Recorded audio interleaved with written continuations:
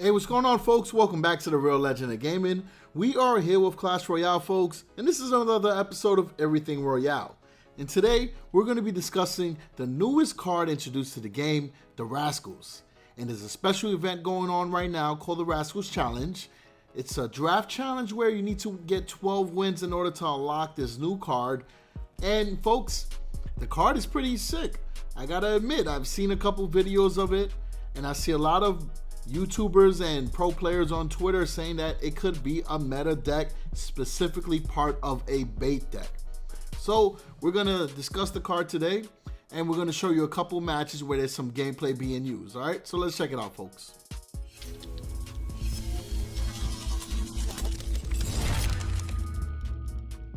All right, so for those of you who have not tried the challenge yet, and maybe this is your first time even hearing about the Rascals, I got you guys with a quick overview of what they do. And then after that, we'll show you back-to-back gameplay videos. So the Rascals are a common card, right? Which is pretty cool. Usually common cards do not release like that often. I think the last common card was a skeleton barrel. So this is pretty cool. So it spawns a mischievous trio of rascals. The boy takes the lead while the girls pelt enemies from behind with slingshots full of double trouble gum. So there's some little humor behind it. But essentially these cards are very similar to a knight and two archers behind it. Now, it's not exactly a knight and two archers, right? They look different, but the mechanics are similar, and the tank in this deck, I mean, this little trio here is pretty strong. And the little archers are, or I don't know what you call them, but they're pretty good as well. They get the job done. And you guys will see that the Rascals are actually pretty good, and I do agree that they're going to be an important part of the game. I just don't know how important, right? Now let's go into those replays, folks. All right, cool. So the first replay here is from a member named Ben in our DRL Nation clan. He's going against King 23 from Cows Total. And this is a draft challenge. So far, Ben has the Wizard, the Hunter, and the Rascals. And he takes the Goblin Gang, while King has the Barbarian Hut, Bowler, Dart Goblin, Bandit. So right there, I like the combination of the Hunter and the Wizard. Those are pretty good cards. The Hunter making a comeback right now as like kind of a mini tank, being able to target air and ground. Only thing with this deck here is that you have two troops that are easily killed by Fireball. But with the Executioner there and the Balloon and the arrows, you got a pretty solid deck. So Danny plays the Balloon right at the bridge. The archers and the witch collectively are going to be able to take it out. And then you have the bowler on the left hand side making a push. But check out the executioner. Bang.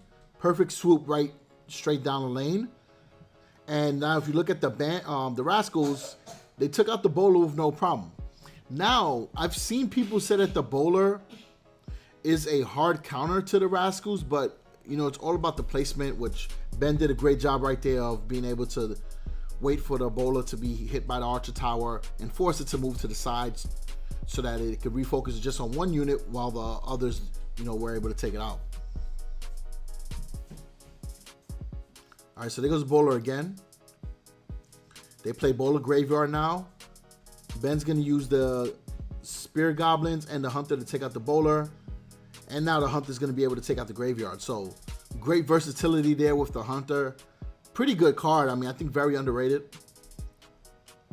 I guess for reasons like that, right? The archers were able to take him out pretty quick. Now there goes the Executioner. Now you already know the Executioner is super dangerous when he's able to get that attack straight down the lane. Especially when all the troops are just piled up easily like food for him, you know? Now the Goblin Gang on the left-hand side is going to get the tower out. And the Executioner did his job. Dart Goblin will get some chip damage in because with that, you know, recent buff to his attack speed, he gets at least 1 or 2 extra hits. All right, so there goes the Barbarian Hut. Hunter should be able to take care of that. Ben drops the Wizard, does direct damage against the Barbarian Hut. They play the Graveyard. Ben drops the Spirit Goblins, defends against the Graveyard with no problem. Drops the, what is that, Mega Knight? No, actually that was the Rascals, my apologies. So they were able to get the job done on that left hand side. Now the Rascal's going to tank for the Hunter. Ben drops the balloon to the side, gets the tower. And the Rascals, well, the main Rascal got taken out, but now the Hunter will tank for the other two. So the boy Rascal's done, but the girl Rascals were able to get the tower out. So pretty good stuff.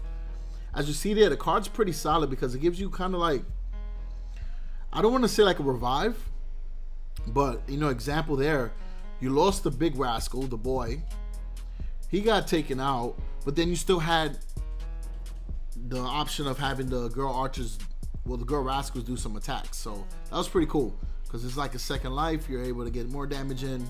You get the point, right? I think I explained that twice. All right, so let's go into the next replay.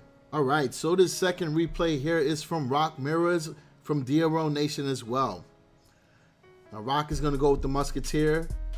The guards gives the opponent the skeleton and the battle ram.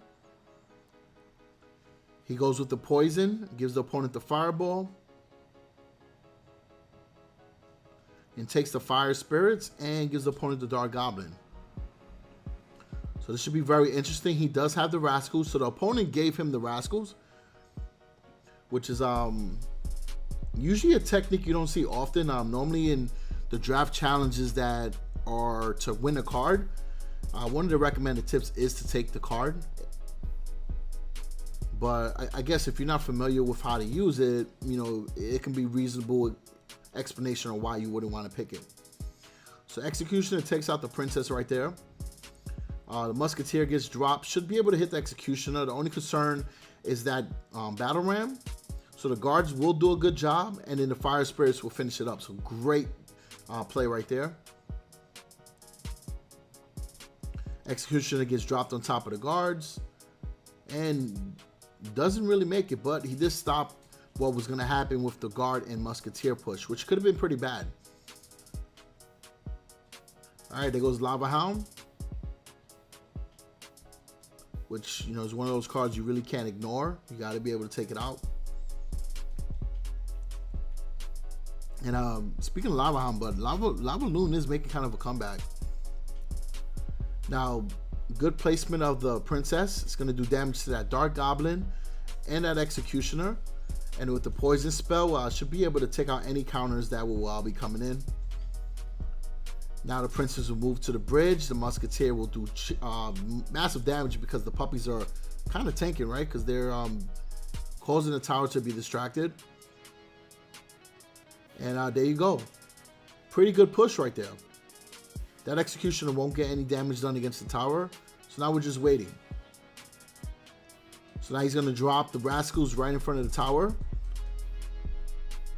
Hograt is going to go in and get destroyed by the guards. So that worked out very well.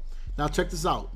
Against the Executioner, the boy Rascal did a lot of damage, and so did the girl Rascals. Now, on the flip side, that tower was doing damage against the Rascals.